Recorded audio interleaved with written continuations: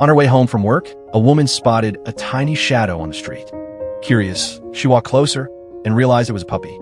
It was smaller than her hand, fragile and trembling. She knew, without help, it wouldn't survive the night. Without hesitation, she picked it up and brought it home. She laid out a soft towel as a bed and gave it a big bowl of fresh milk.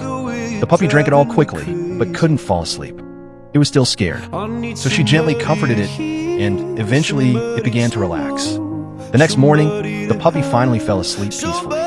With no time to spare, she decided to bring it to work. Despite the rush, she made it on time. To her surprise, the puppy quickly made a new friend, a friendly office cat. Worried about its health, she took time off to bring the pup to the vet. Luckily, it was just weak, not sick. As it slowly regained strength, she felt a weight lift from her heart. She hopes this little one will grow up safe, strong, and deeply loved.